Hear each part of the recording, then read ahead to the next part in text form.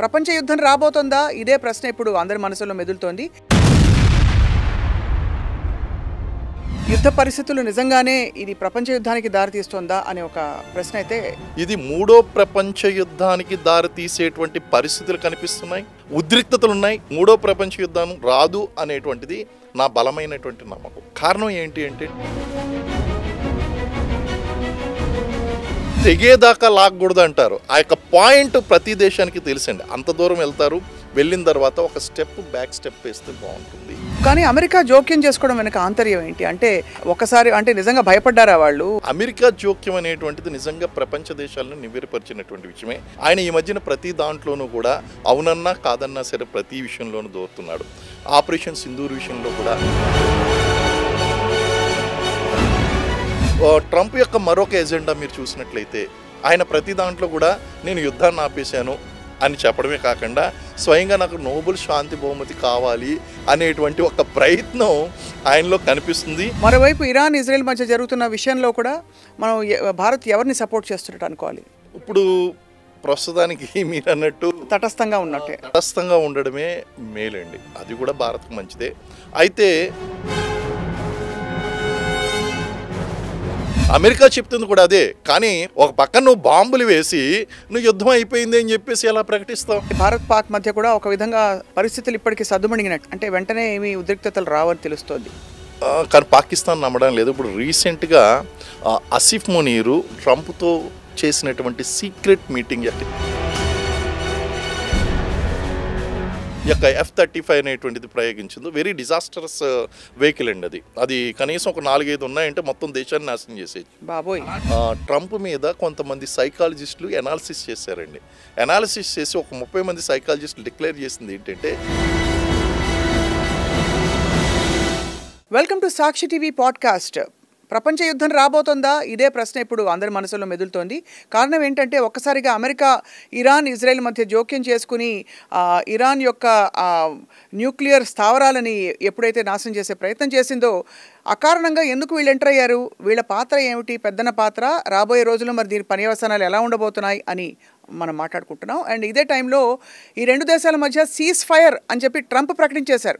కానీ ఈ రెండు దేశాలు కూడా వీటికి ఒప్పుకోలేదు. పైగా ఖతార్పై అంటే యుఎస్ మిలిటరీ బేస్పై ఇరాన్ ప్రయోగాలు చేసింది. అలాగే బాలిస్టిక్ మిసైల్స్ని ఇజ్రాయెల్ వైపు పంపుతోంది. మరి ఈ పరిస్థితుల్లో ఏం జరగబోతోంది, ప్రపంచం ఎలా ఉండబోతోంది మాట్లాడదాం. మనతో పాటు అందరికీ సుపరిచిత former army officer, very dynamic major Srinivas గారు మనతో ఉన్నారు. నమస్కారం సార్. నమస్తే మేడం. సార్, యుద్ధ పరిస్థితులు నిజంగానే ఇది ప్రపంచ యుద్ధానికి దారితీస్తుందా అనే ఒక ప్రశ్న అయితే ఖచ్చితంగా కలుగుతోంది. మీరేమంటారు సార్? ఆ రకమైనటువంటి పరిస్థితులు, మూడో ప్రపంచ యుద్ధానికి అనుకూలించవలసినటువంటి పరిస్థితులన్నీ కూడా మనకి ప్రస్తుతం ప్రపంచ దేశాల్లో నెలకొని ఉన్నాయండి.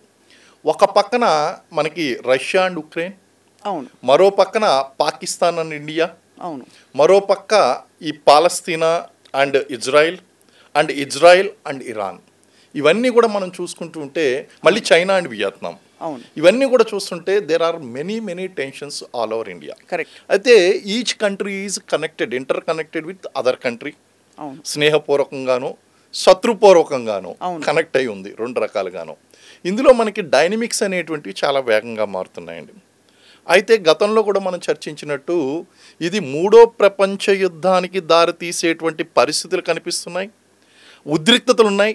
కానీ రావు అని, మూడో ప్రపంచ యుద్ధం రాదు అనేటువంటిది నా బలమైనటువంటి నమ్మకం. రైట్. కారణం ఏంటి అంటే, ఎక్స్పీరియన్సెస్. ఫస్ట్ 2 వరల్డ్ వార్స్లో చూడండి, ఫస్ట్ 2 వరల్డ్ వార్స్లోని ప్రీవియస్ ఎక్స్పీరియన్సెస్ లేవు. కానీ థర్డ్ వరల్డ్ వార్కి ముందు ఫస్ట్ వరల్డ్ వారు, సెకండ్ వరల్డ్ వారు, ఎవరైనా సరే అనవసరమైనటువంటి జోక్యం చేసుకుంటే ఏ విధంగా చేతులు కాల్చుకోవాల్సి వస్తుంది, ఏ విధంగా వాళ్ళు సంవత్సరాల కొద్దీ వాళ్ళు ఇబ్బందులు పడతారు. న్యూక్లియర్ బాంబ్ అనేటువంటి ప్రయోగిస్తే మనకి లైవ్ ఎగ్జాంపుల్ ఆ లిటిల్ బాయ్ అమెరికా అణుబాంబు ప్రయోగించినందుకు జపాన్ ఏ విధంగా మనకి ఇబ్బంది పడింది అనేటువంటిది మనం చూసాం. ఈ ఎక్స్పీరియన్సెస్ అన్నీ చూసిన తర్వాత తెగేదాకా లాగకూడదు అంటారు. ఆ యొక్క పాయింట్ ప్రతి దేశానికి తెలుసండి. అంత దూరం వెళ్తారు, వెళ్ళిన తర్వాత ఒక బ్యాక్ స్టెప్ వేస్తే బాగుంటుంది.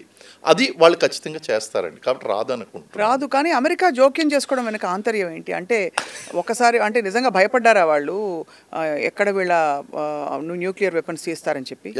అమెరికా జోక్యం అనేటువంటిది నిజంగా ప్రపంచ దేశాలను నివ్వెరపరిచినటువంటి విషయమే. కానీ ట్రంప్ గురించి పూర్తిగా అధ్యయనం చేసిన వాళ్ళు ఎవరు కూడా ఇది ఆశ్చర్యపోయేటువంటి విషయం కాదు. ఆయన ఈ మధ్యన ప్రతి దాంట్లోనూ కూడా అవునన్నా కాదన్నా సరే ప్రతి విషయంలోనూ దోరుతున్నాడు.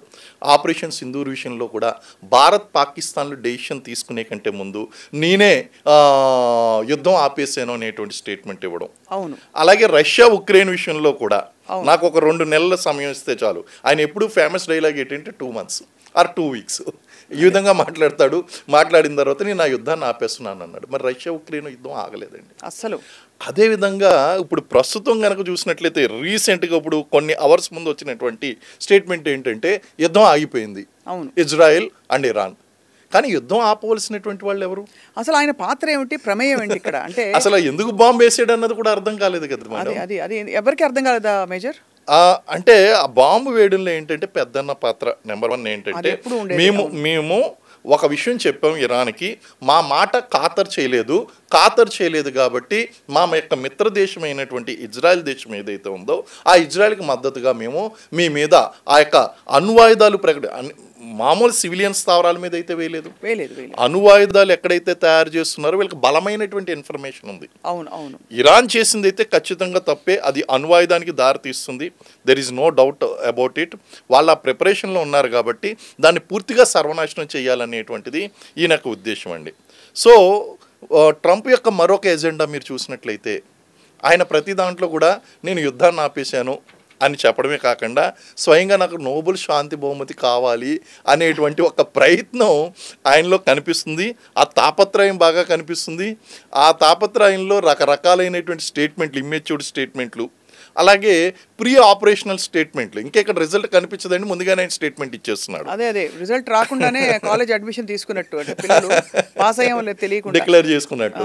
ఎందుకంటే ఇక్కడ చాలా ఆశ్చర్యపరిచే విషయం ఏంటంటే ప్రతి చర్యకి అందులో కొన్ని కట్టుబాట్లు ఉంటాయి. సో మూడో మనిషి ఎంటర్ అవ్వాలంటే దానికి కొన్ని కట్టుబాట్ల ప్రకారమే కొన్ని ఒప్పందాలు ఉంటాయి కదా. అవునండి, ఖచ్చితంగా ఈయన ప్రోటోకాల్స్ పాటించడం లేదండి. ఈయన కేవలం పెద్దన్న పాత్ర, అమెరికా ఫస్ట్ అనేటువంటిది ఓకే, ఆయన కంట్రీ వరకు బాగానే ఉంది. కానీ వరల్డ్ జియోపొలిటికల్ సినారియో చూసుకున్నప్పుడు అమెరికాని ముందుకు తీసుకురావాలి, మేము పెద్దన్న పాత్ర పోషిస్తున్నాం అనేటువంటి నిలబెట్టుకోవడానికి ఈయన తాపత్రయం బాగా కనిపిస్తుందండి. ప్రతి చోట ఇన్వాల్వ్ అవుతున్నాడు ఈయన. ప్రతి చోట ఇన్వాల్వ్ అయిన తర్వాత ఈయన హిడెన్ ఎజెండా ఏంటి అంటే ఎలాగన్నా సరే ఆ నోబెల్ శాంతి బహుమతి తెచ్చుకోవాలి. ఇప్పుడు చూడండి, ఈ యుద్ధాన్ని కూడా నేనే ఆపేసానని చెప్పి స్టేట్మెంట్ ఇచ్చాడు. కానీ ఇరాన్ ఇంకా ఆ యొక్క విషయాన్ని డిక్లేర్ చేయలేదు, కన్ఫర్మ్ చేయలేదు. వాళ్ళకి బాగా మండిపోతుంటుందిగా, వాళ్ళకి బాగా కోపంగా ఉంది. కారణం ఏంటి అంటే అండి, ఇజ్రాయిల్ పోరాటం చేసింది అంటే అస్తిత్వం కోసం చేసింది, అణ్వాయుధాలు ఉన్నటువంటి ప్రాంతాలను నాశనం చేసింది. ఇజ్రాయిల్ యొక్క ఇనీషియల్ టార్గెట్ ఏదైతే ఉందో ఆ లక్ష్యాన్ని చేరుకుంది. కానీ ఇరాన్ ఇంకా ఆ లక్ష్యాన్ని చేరుకోలేదు. వాళ్ళ లక్ష్యం ఏంటంటే వీళ్ళని నాశనం చేయడం. వీళ్ళు ఇప్పుడు పగతో రగిలిపోతున్నారు. వీళ్ళని ఎలాగన్నా సరే వీళ్ళ యొక్క ఎయిర్ బేసెస్, వీళ్ళ యొక్క బలాన్ని, వీళ్ళు మ్యాక్సిమం ఆ యొక్క ఇంటెలిజెన్స్ వ్యవస్థ ఏదైతే ఉందో ఆ వ్యవస్థ హెడ్ క్వార్టర్ మీద వాళ్ళు దాడి చేయడం అనేటువంటి జరిగింది. అది తప్ప వీళ్ళకి మేజర్ విక్టరీస్ ఏం కనిపించట్లేదండి ఇరాన్కి. కాబట్టి ఇప్పుడు ఇంకా వాళ్ళకి ఇజ్రాయిల్ని నాశనం చెయ్యాలి అనేటువంటి కోరిక పూర్తిగా నెరవేరలేదు. కానీ ఓ పక్కన ఇజ్రాయిల్ దాని టార్గెట్ని కంప్లీట్ చేసుకుంది, మిగిలి ఉన్నటువంటి టార్గెట్ని అమెరికా నాశనం చేసింది.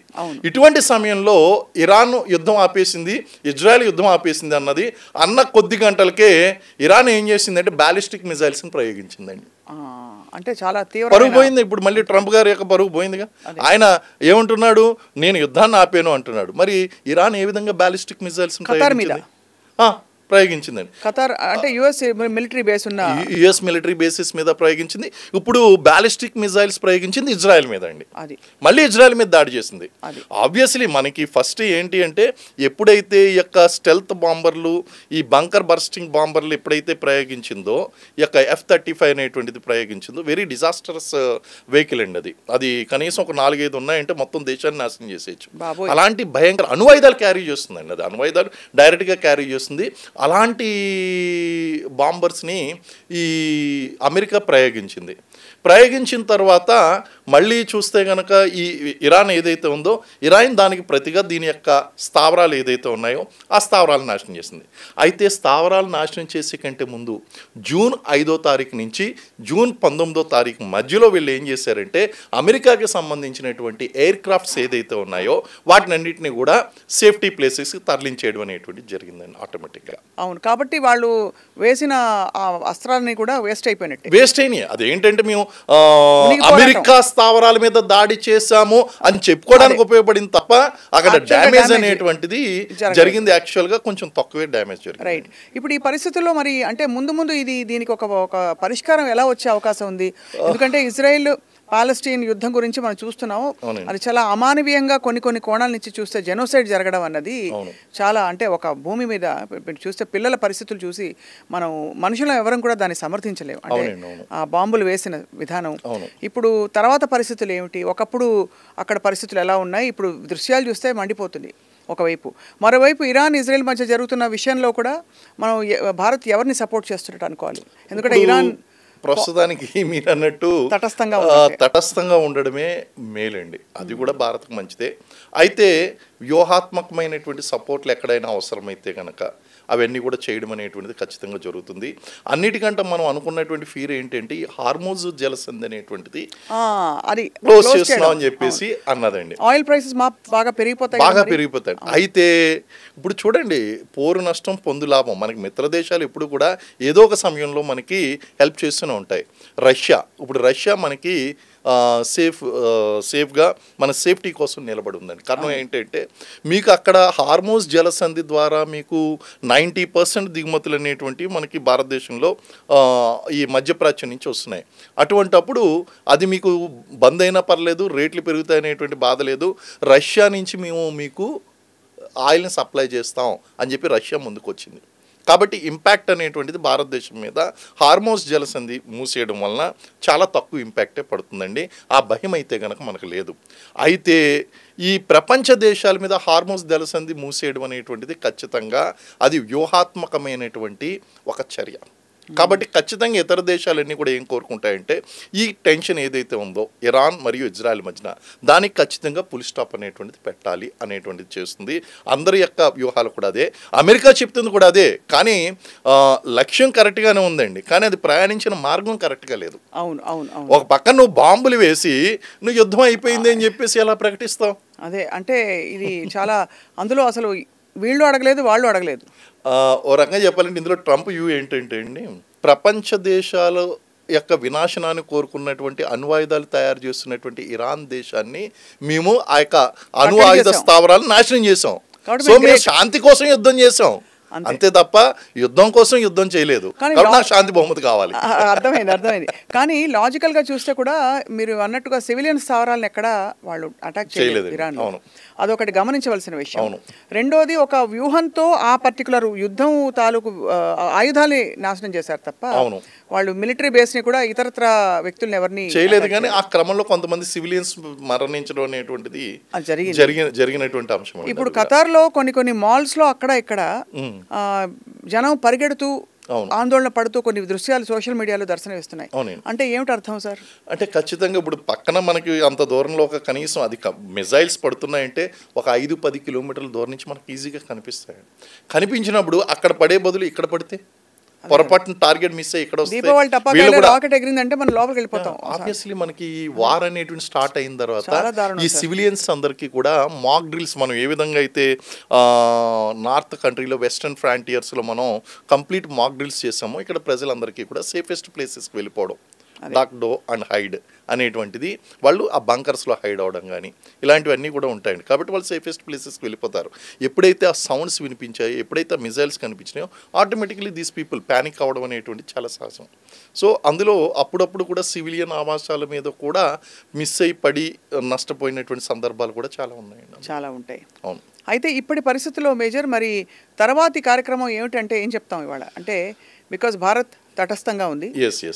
బహుశా అంటే భారత్ పాక్ మధ్య కూడా ఒక విధంగా పరిస్థితులు ఇప్పటికీ సద్దుమణిగినట్టే. అవును. అంటే వెంటనే ఏమీ ఉద్రిక్తతలు రావని తెలుస్తోంది. కానీ పాకిస్తాన్ నమ్మడం లేదు. ఇప్పుడు రీసెంట్గా ఆసిఫ్ మునీరు అమెరికా ప్రెసిడెంట్ ట్రంప్తో చేసినటువంటి సీక్రెట్ మీటింగ్ యొక్క ఇంపాక్ట్ ఏంటో మనం ఎదురు చూడాలి. ఎలాంటి సీక్రెట్ మీటింగ్, ఏం మాట్లాడుకుంటారు? అంటే వాళ్ళు లంచ్లో కలిసారండి. కలిసినప్పుడు ప్రెస్ని అలౌ చేయలేదు. రెండోది వాళ్ళు ఏం మాట్లాడారు అనేటువంటిది ఎవరికీ తెలియదు. ఒక ఉగ్రవాదాన్ని ప్రోత్సహిస్తున్నటువంటి ఒక వ్యక్తి, ఇప్పుడు మొత్తం ఆపరేషన్ సింధూర్ నేపథ్యం కనుక మనం చూసినట్లయితే ఆ వెనకాల కనిపించినటువంటి ఏకైక వ్యక్తి అక్కడ మన పెహల్గాంలో దాడికి కానీ, లేకపోతే ఈ యొక్క ఇండియా మీదకి వార్ రావడానికి వాళ్ళు ప్రయత్నం చేయడం కానీ, దీని వెనకాల ఏకైక వ్యక్తి ఆసిఫ్ మునీర్. ఇలాంటి ఆసిఫ్ మునీర్ని అసలు దేశాధ్యక్షుడి హోదాలో కూడా లేడు. అటువంటి వ్యక్తిని నువ్వు లంచ్కి ఎలా పిలుస్తావు? ప్రోటోకాల్స్ వైట్ హౌస్ ఆయన పిలిచాడా, ఈయన వెళ్ళాడా? పిలిచాడండి. ఆయన పిలవకుండా ఈయన ట్రంప్ ఎలాంటి వ్యక్తి అంటే మీరు చూశారు ఆల్రెడీ ఆ యొక్క ఉక్రెయిన్ రష్యా వార్లో ఆయన చెప్పిన మాట వినలేదని ఆల్రెడీ ప్రీ అరేంజ్డ్ లంచ్ ఏదైతే ఉందో ఆ ప్రీ అరేంజ్డ్ లంచ్ జెలెన్స్కీకి క్యాన్సిల్ చేసి వెనక పంపించారు నిర్దయగా. ఇన్హ్యూమిలేషన్, అది చాలా హ్యూమిలియేషన్ అండి. అది అలాంటి హ్యూమిలియేట్ చేసి పంపించినటువంటి వ్యక్తి అంటే లాభం లేదు అంటే ఎవరిని పిలవడు. అటువంటిది పాకిస్తాన్ యొక్క ఆర్మీ చీఫ్ని ఈయన పిలిచాడు అంటే he neglected totally political power of Pakistan and encouraging a army general with vicious intentions. అంతే, ఏదో పులిహార కలపడానికి, ఖచ్చితంగా ఏదో ప్రాబ్లం క్రియేట్ చేయడానికే. కాబట్టి దాని యొక్క మీటింగ్ యొక్క నేపథ్యం ఆయుధాలు అనేటువంటి మళ్ళీ పునరుద్ధరించడం కానీ, కొత్త ఆయుధాలు సరఫరా చేయడం కానీ, ఇలాంటి అంశాల మీద ఖచ్చితంగా ఏదో ఒక అండర్స్టాండింగ్ అయి ఉంటుందండి. కాబట్టి దాన్ని ఆ మీటింగ్ని అంత తేలిగ్గా తీసుకోవడానికి లేదు. ఇలాంటి నేపథ్యంలో మనం చేయవలసింది ఏంటి అంటే ఈ అమెరికా యొక్క కుయుక్తులు ఏదైతే ఉన్నాయో దాన్ని కంట్రోల్ చేయడం కోసం అది ఎంతవరకు సాధ్యం అన్నది మనం ఆలోచించుకోవాలి. 3 దేశాలు కంట్రోల్ చేయగలవండి. BRC, ఈ 3 కంట్రీలు కూడా భారత్, రష్యా అండ్ చైనా. ఈ 3 దేశాలు కలిసాయంటే మనం ఖచ్చితంగా అమెరికాను కంట్రోల్ చేయగలం. భారత్ రష్యాలు కలుస్తాయి, రష్యా చైనాలు కలుస్తాయి. కానీ భారత్, రష్యా, చైనాలు 3 కలవడం అనేటువంటిది ఈ త్రికూటం అనేటువంటిది ఇప్పుడు G7, G8 ఇలాంటి దేశాలు ఎలా అయితే వచ్చినాయో ఖచ్చితంగా మనం ఈ BRC అనేటువంటిది ఖచ్చితంగా రావాలి. అది ఎప్పుడైతే వచ్చిందో ఈ ప్రపంచంలో జరుగుతున్నటువంటి యుద్ధాలకి నెగోషియేట్ చేయడంలో కానీ ఒక సత్తా ఉన్నదండి. ఒక రకంగా చెప్పాలంటే ఈ 3 దేశాలకి కలిపితే చాలా పెద్ద సత్తా ఉంది. కానీ ఇది జరగాలి అంటే ముందుగా మన యొక్క సరిహద్దు వివాదాలు ఏదైతే ఉన్నాయో, చైనాతో ఉన్నటువంటి సరిహద్దు వివాదాలు ఏదైతే ఉన్నాయో వాటిని ఖచ్చితంగా మనం పరిష్కరించుకోవాలి. చైనా మరి అది చేయడానికి రెడీగా ఉందా అనేటువంటిది ఒక $1 మిలియన్ క్వశ్చన్. అక్సాచిన్ ప్రాంతం కానీ ఇవన్నీ కూడా long out standing problems between China and India. అవును, అంటే ఇప్పుడు ఎంటైర్ ఈ BRC ఏర్పాటు అనేటువంటి దేని మీద ఆధారపడి ఉంటుందంటే చైనా యొక్క ఇంటెన్షన్స్ మీద, లాంగ్ టర్మ్ స్ట్రాటజీస్ మీద, మిలిటరీ స్ట్రాటజీస్ మీద ఆధారపడింది. ఇది కనుక నెక్స్ట్ కనుక మనకి BRC అనేటువంటిది ముందుకు వచ్చింది అంటే అమెరికా యొక్క కుయుక్తుల్ని మనం కంట్రోల్ చేయొచ్చు. అమెరికా కుయుక్తుల్ని కంట్రోల్ చేయడం అనేది ఇప్పుడు ప్రస్తుతం ఇది ట్రంప్ విధానాలుగా భావించాలి. ఈ ఖచ్చితంగా ట్రంప్ విధానాలు. ఆ స్థానంలో వేరే ఒబామా కానీ లేకపోతే గతంలో ఉన్నటువంటి బిల్ క్లింటన్ కానీ, బుష్ వీళ్ళందరినీ చూస్తే ఇంత ఘోరమైనటువంటి విధానాలు. రిపబ్లికన్ల విధానాలు కొంచెం ఒక చాలా ఖచ్చితంగా ఉన్నప్పటికీ ఇంత దొరికిపోయే విధంగా ఎప్పుడు చూడలేదు కదా. చాలా ఫన్నీయెస్ట్ కామెంట్స్, ఫన్నీయెస్ట్ బిహేవియరు. రీసెంట్గా ఇంకా ఒక మీడియా ఇచ్చినటువంటి నివేదిక ప్రకారం ట్రంప్ మీద కొంతమంది సైకాలజిస్టులు ఎనాలిసిస్ చేశారండి. ఎనాలిసిస్ చేసి ఒక 30 మంది సైకాలజిస్టులు డిక్లేర్ చేసింది ఏంటంటే ఇది సైకోపాథటిక్ బిహేవియర్ అని చెప్పి వాళ్ళు unfit to be A president of America అని చెప్పేసి కూడా డిక్లేర్ చేయడం జరిగింది. కానీ ఘనంగా గెలిచారు. అది తప్పదు. అంటే ఒక డిక్టటోరియల్ మైండ్ సెట్ ఎంత మనకు ఒక ఏ విధమైన వ్యవస్థలో అయినా సరే డిక్టటోరియల్ మైండ్ సెట్టే గతంలో మనం చూస్తే అందరూ కొంచెం ఎక్సెంట్రిక్గానే ఉన్నారు. అవునండి. సో దాని కొనసాగింపుగా ఇప్పుడు హిట్లర్ ఎలా ఉండేవారు అవునవును మనకు తెలిసిన. సో అలాగా. సో ఇప్పుడైతే మరి భారత్ పాక్ది ఇంకా చెప్పలేము అంటున్నారు మీరు. ఇజ్రాయిల్ పాలస్తీన్ మధ్య పరిస్థితులు ఏంటి? ఇజ్రాయెల్ పాలస్తీనా అంటే మనకు చూసుకుంటే ఆల్రెడీ హమాస్ పూర్తిగా ఇజ్రాయిల్ వాళ్ళ యొక్క మూలాలని నాశనం చేయడంలో చాలా సక్సెస్ అయింది. అవును, there is no doubt. Hamas కానీ, హిజ్బుల్లా కానీ, ఈవెన్ హైతీ వీళ్ళు అన్ని నాయకత్వాలని కూడా న్యూట్రల్ చేసేసింది. ఈ న్యూట్రల్ చేస్తున్నటువంటి సమయంలో మళ్ళీ వాళ్ళని పైకి లేపేది ఎవరు అంటే ఇరాన్. కాబట్టి అందుగురించే ఇరాన్ మీద దాడి చేయడానికి వన్ ఆఫ్ ది రీజన్ ఇది కూడా అండి.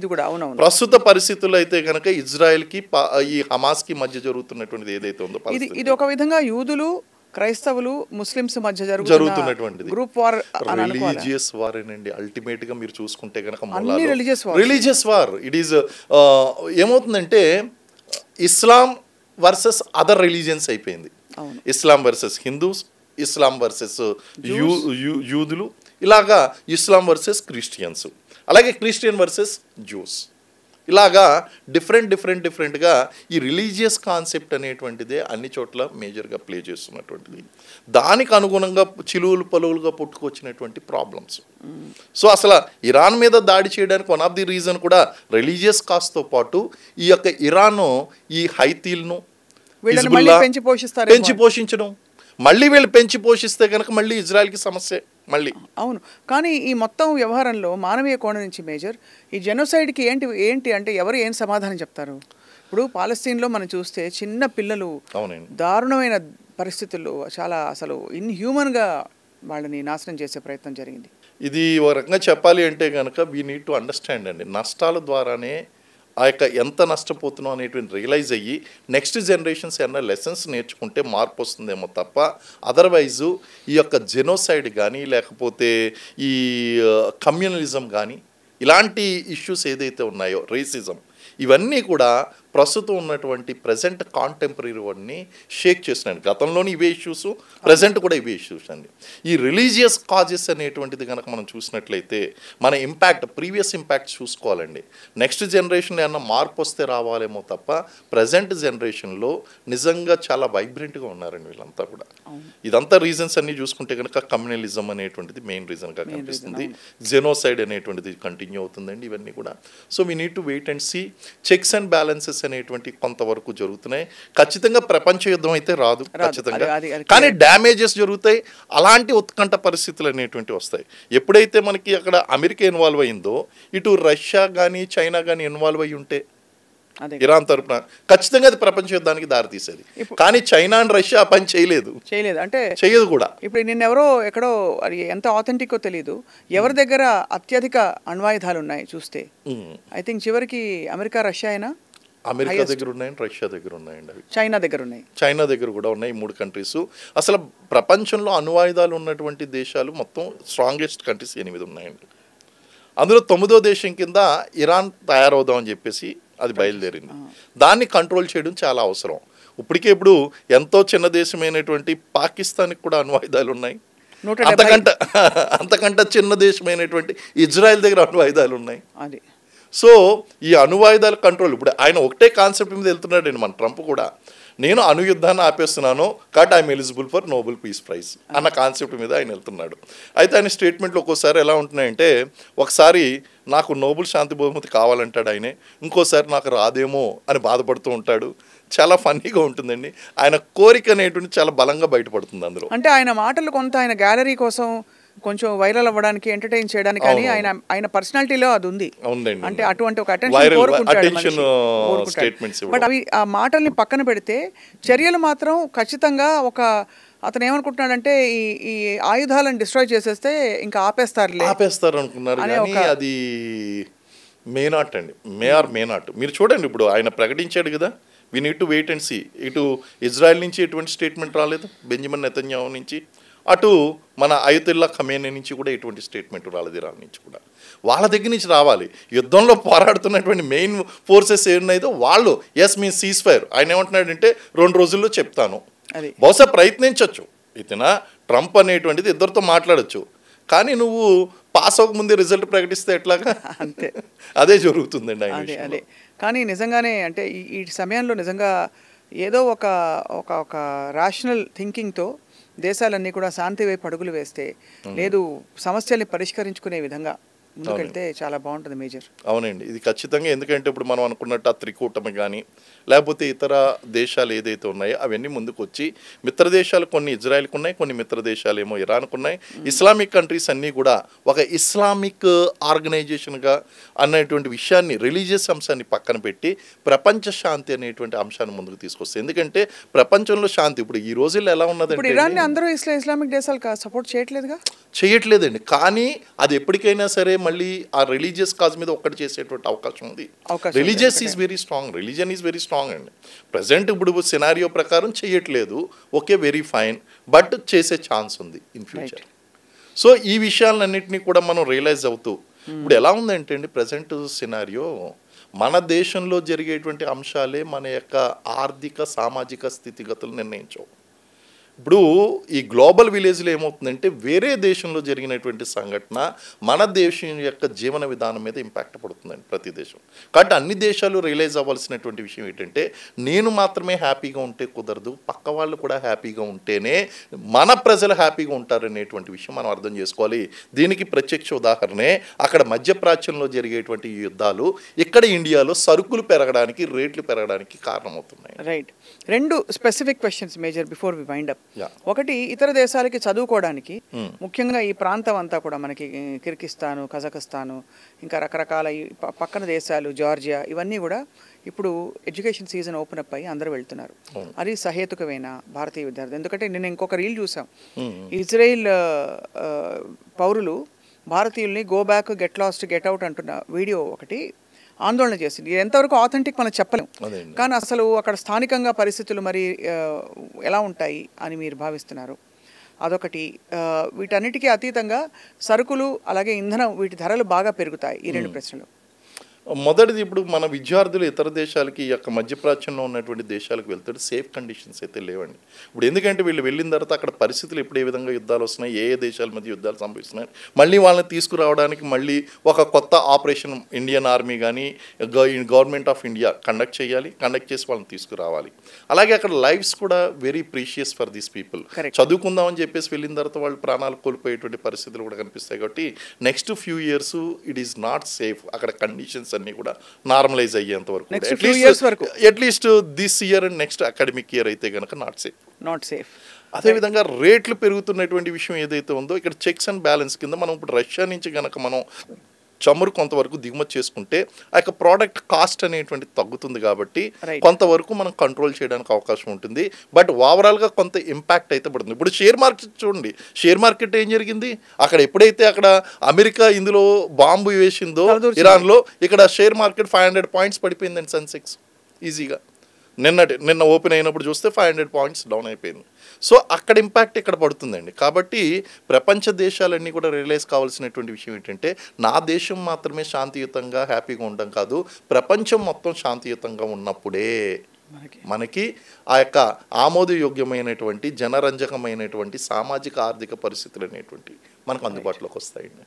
రైట్. చాలా ఇన్ఫర్మేటివ్గా చెప్పారు major Srinivas. Let's hope for the best and నిజంగా పరిష్కారం వస్తుందని ఆశిస్తాం. Thank you very much. Thank you very much. నమస్తే. జై హింద్.